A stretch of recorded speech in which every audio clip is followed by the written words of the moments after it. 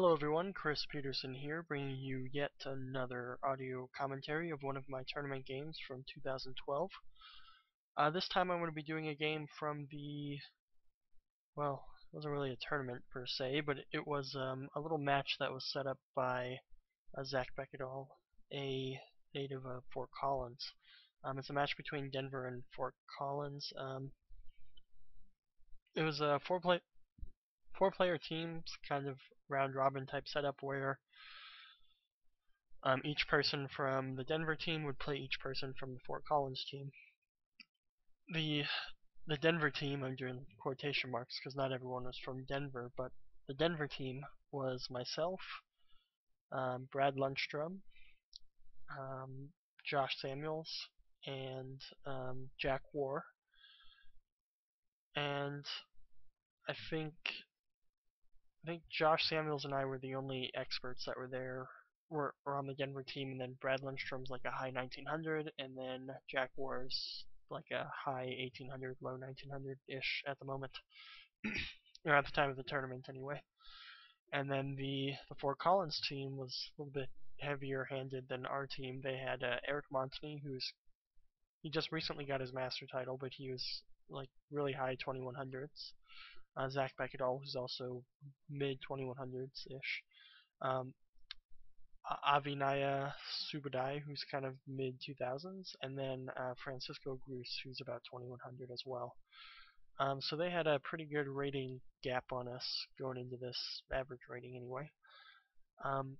So needless to say, I wasn't too hopeful about our chances of success, but I was able to get. I had a lot of fun with the games that I played. Not too much fun with the tournament overall, but let's go ahead and jump into one of the games. My first round game was as black against Avinaya Subedi. Now I don't know too much about him. I believe he's Indian. I know he's an expert and he lives in Fort Collins. That's about all I know. So I never met him before this tournament, and I heard from Brian Wall that he's a really good defender and he's relentless when it comes to middle game and end game advantages. So yeah, so I didn't really have a really good strategy going into the game necessarily. I just wanted to kind of play it out and see how it went. So it started out e4, c5, knight f3, d6, d4, cd4, knight d4, knight f6, knight c3, g6. So this is kind of mainline dragon stuff right here, and the Sicilian Dragon it's an opening that I've been playing for a long time. I'm kind of shying away from it a little bit now because in order to play it well, you have to be willing to go into these kind of really positional games whereas with some other openings, I guess it's kind of true for almost every opening, so I don't know. There isn't really a good way for me to kind of shy away from those type of positions necessarily, but basically the dragon's an opening where if you mess up positionally in the opening, you're kind of screwed. So I'm kind of shying away from it now to openings where they're a little bit more forgiving if you make slight inaccuracies. Stuff like the Carol column is pretty well. The Carol column's been great to me over the years. Also, maybe one of the accelerated dragons, although I don't really like those positions too much because it's like an English. Yeah, so, but I mean, the Sicilian's still top of my list of openings that I'll play as black. So f3. Interesting thing about f3 is I can actually play queen b6 here, and it really prevents white from developing naturally. He'll have to play moves like bishop e5 check, and then develop his dark square bishop, where he would rather just develop it naturally to e3. So f3 may be a slight move order mistake, but it's not too bad. So I just did naturally bishop g7, now bishop e3, castle's kingside, queen d2, knight c6, and now the infamous 9 castles queenside line. And I, I've gotten much better at this line. This line is one that I usually have the worst results with in tournaments and in blitz and whenever. Simply because the plans aren't quite as natural, and you tend to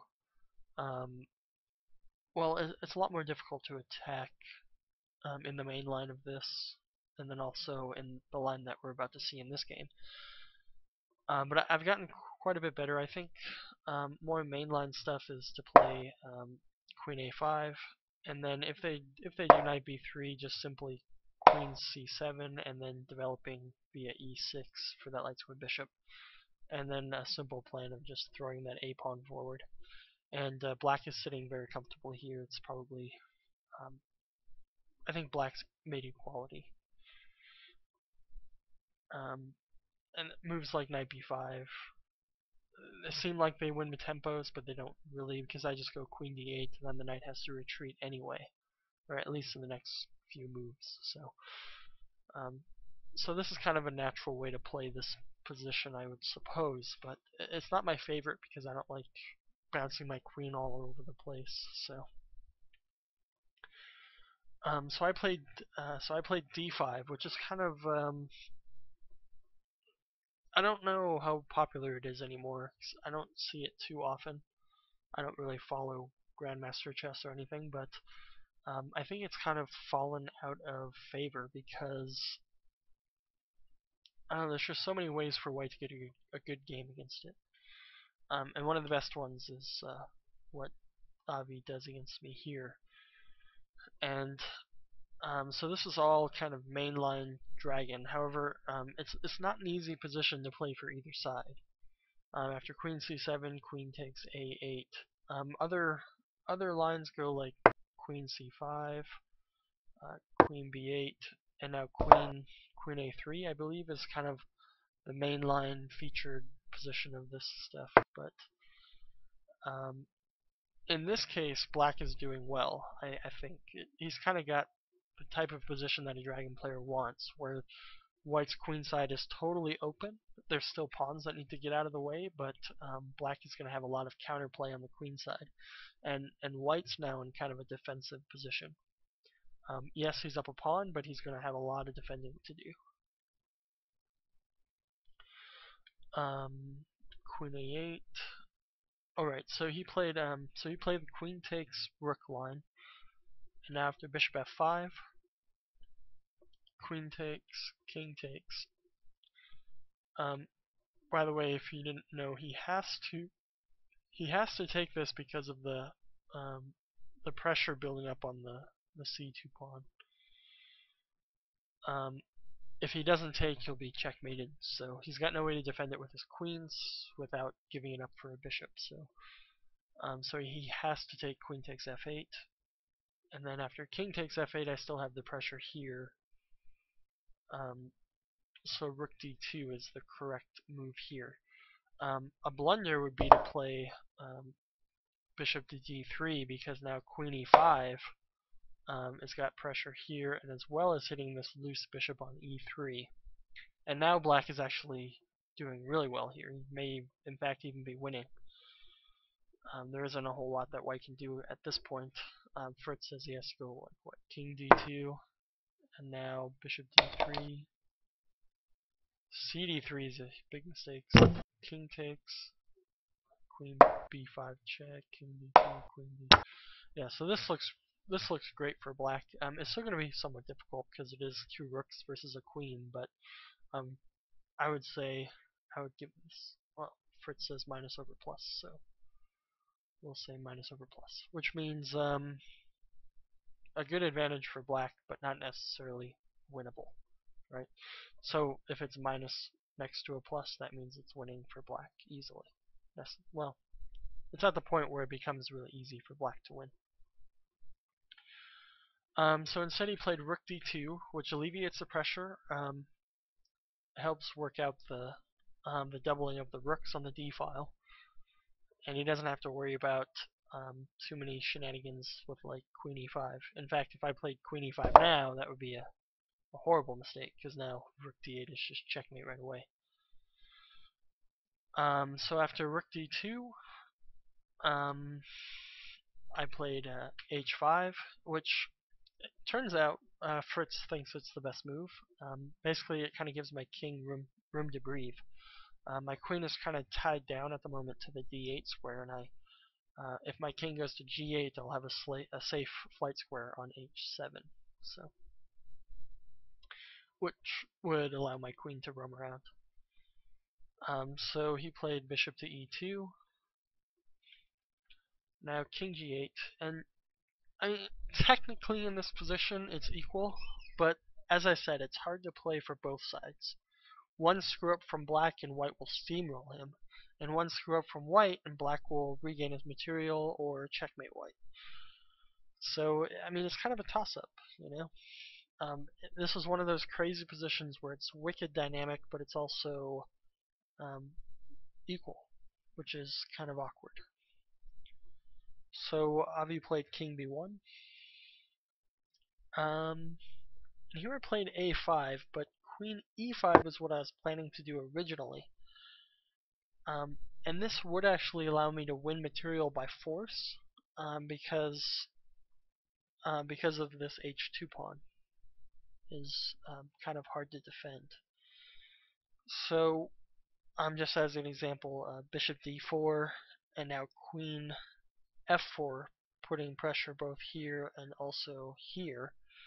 And the only way to defend both is to play rook hd1, and now bishop takes d4, rook d4, queen takes h2, and now after bishop f1, again it's technically equal here, but because of the two rooks for white, it would probably be easier for white to play than for black, but still not easy by any means. So instead I came up with this a5 idea, and I wanted to weaken the a1 h8 diagonal so that I could try to do something with it. So g3, a4, and now just simply a3 from Avi, and that kind of prevents me from doing what I wanted to do. I wanted to weaken that long diagonal, not provide a hook for myself to attack. But now if I can build up a battery on the a3 square, the only way for him to block it off is to play b3, and then I have a well, let me oh gosh, and now I have the makings of a stronger attack now with this. So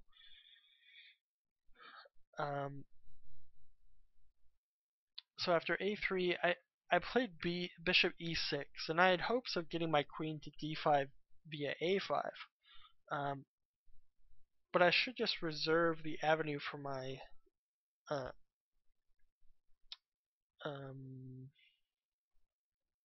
whoa. Why is it doing that? I can't even read my notes. Oh, there we go. Okay, so I had hopes of getting my queen to d5 via a5, but I should just reserve the avenue for my e pawn to drive away white's trading attempts. So if white tries to play bishop d4, I can no longer play e5 because of my poorly placed bishop on e6. And I thought that after bishop d4 I could play queen a5, hitting the rook, which is what happened, queen a5. And after rook hd1 I can play queen d5, and now I have pressure against this a2 square. But Avi came up with a really simple way to meet that. He simply played b3. And I thought that this move was not playable because after a takes b3, bishop takes g7, and then pawn takes c2 check, that I would have the makings of a strong attack.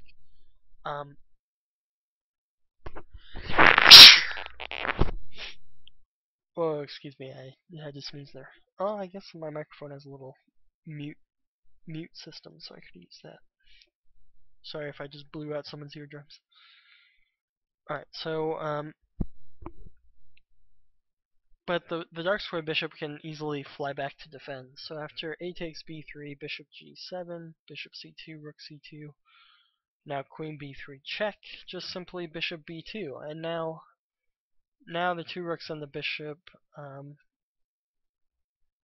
Now white has two rooks and a dark square bishop for the queen, and black is totally dead. And it's important to note that I can't play bishop f5 because of rook d8 check and king h7, and then rook h8 is mate. So that was hideous. But my follow-up move was really hideous. I should just play bishop takes d4 here and just concede that the dark square bishops are being traded. But instead I thought I could play bishop h6, hitting the rook. And the only reason why I thought that, well, it's kind of a thing of mine, is where when two pawns are under attack, I kind of think that they have to capture each other, and it's something that I'm trying to get over. But there's always that possibility of just bypassing, right? Pawns can just bypass each other.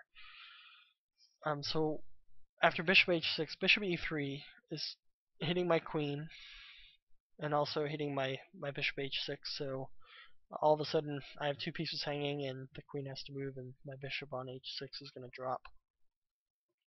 So I played queen b7, bishop h6, and a takes b3. So here I thought that he had to play pawn takes b3, and after pawn takes b3, queen b3, and I have a forced draw. So king a1, I just start capturing stuff. Oops. What? See, queen. If he tries to block with the rook, then I can just do bishop f5 check, and then I'm going to keep checking him over and over and over. So that's kind of what I thought was going to happen. But Avi came up with just a really simple solution, is just to lock out that b file. And he played c4. And now, yeah, so I did not anticipate that move at all. When I played bishop h6, the idea was cb3, and then queen takes b3, bishop f5 check, and something would have happened. But now I'm just down a queen for two rooks and a bishop, and I can't even hold on to that b3 pawn, which would be my only counterplay. So I played queen a6, king b2, bishop f5, king b3, queen b6, king a2, and now my plan is just to kind of sneak my queen in, kind of weasel my queen and my bishop nearest king to try to create some perpetual check chances. First, I wanted to threaten to trap his bishop at least, so then maybe I could get material balance restored. But I'm kind of fairly far away from that at the moment. So I played f6, and the idea is to just play g5. And then the dark square bishop is running out of moves, but you can always save it with rook check and then bishop f8. So I had high hopes, but they weren't going anywhere.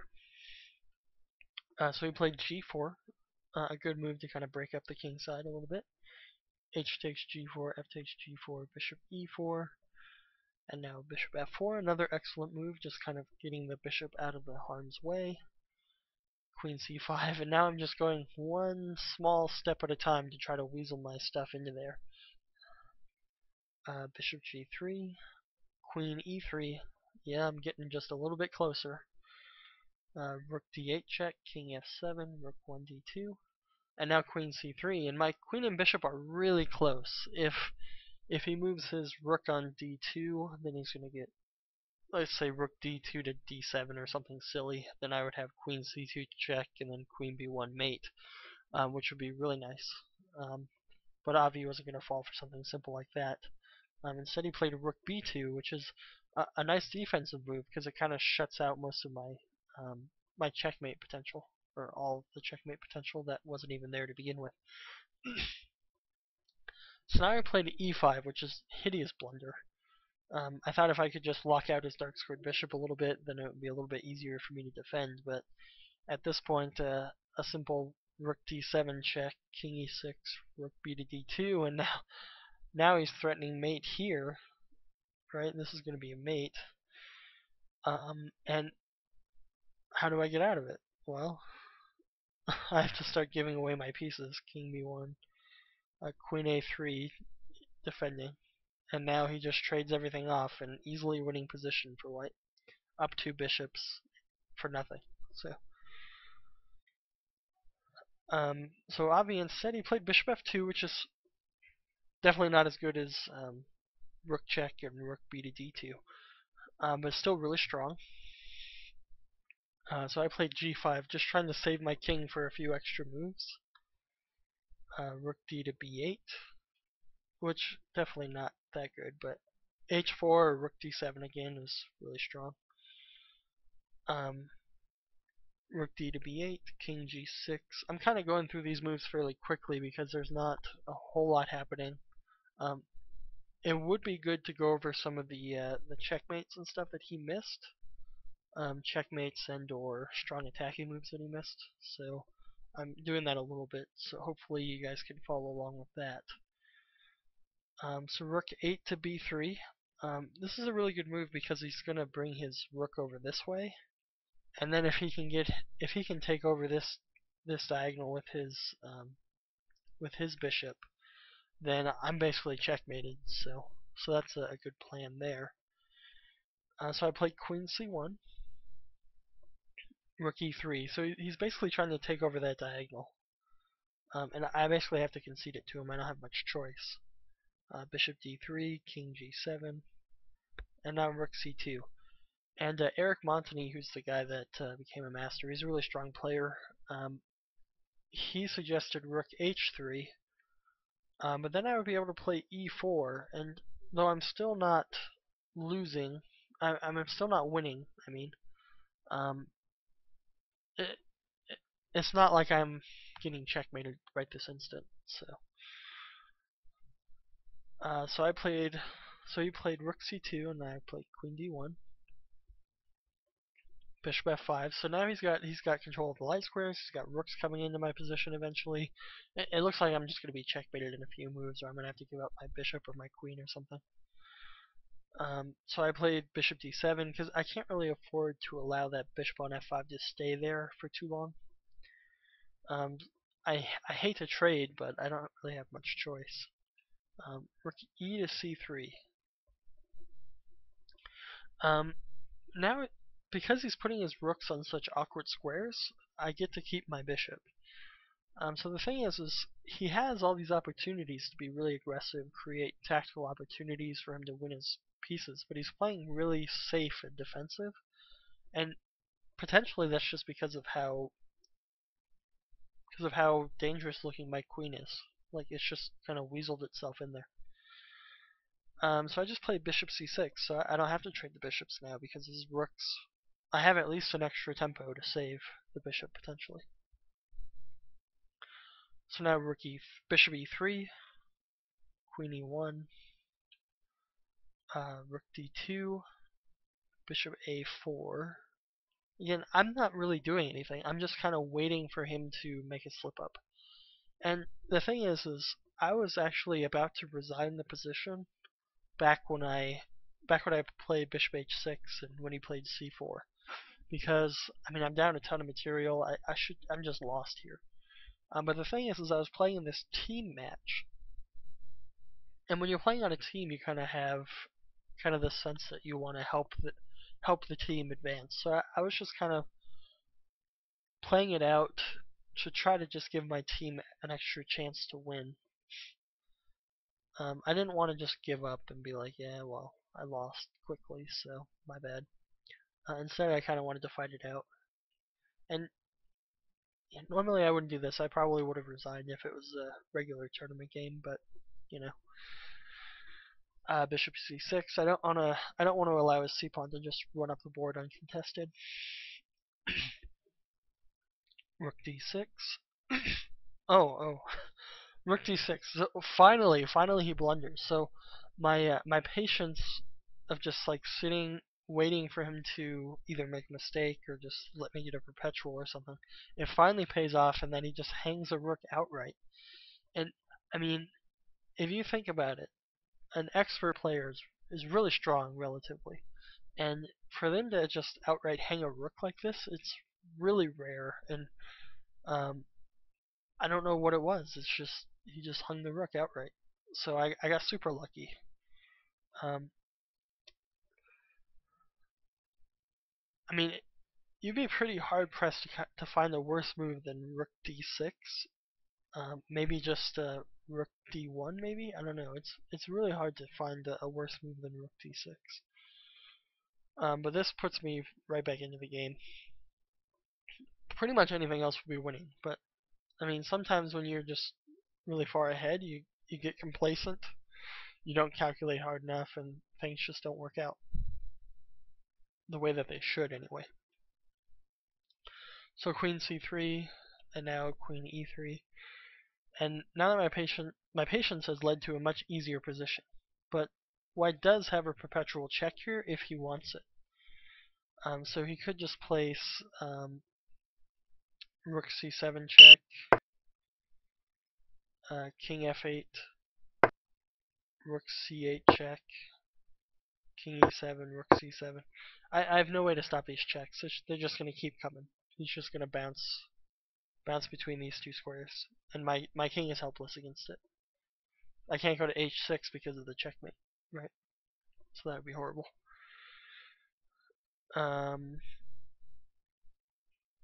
Yeah, so that's that. So, but instead he keeps trying to win. So he plays c6, and this looks really menacing for white. He's got a pawn on the 6th rank. He's got a bishop and a rook to support it, and all I have is a lowly queen. But I have a bajillion checks, so that's helpful. Queen d2 check, king b1, queen e1 check. And my basic idea now is to just capture as many pawns as I can, take as much stuff as I can off the board. Because the less things I have to worry about, the easier the position will be for me to play. King c2, queen e2 check, king c3, queen e3, king c4. And now I see a really cool way to defend the position. I played queen b6, hitting his rook, and now rook c8, and now king e7, c7, and now queen c6 check, king b3, and now queen b5, and now king d6. And the amazing thing about this position is that the king is all that is needed to stop that pawn. Despite the bishop and the rook being there, nothing can be done to promote.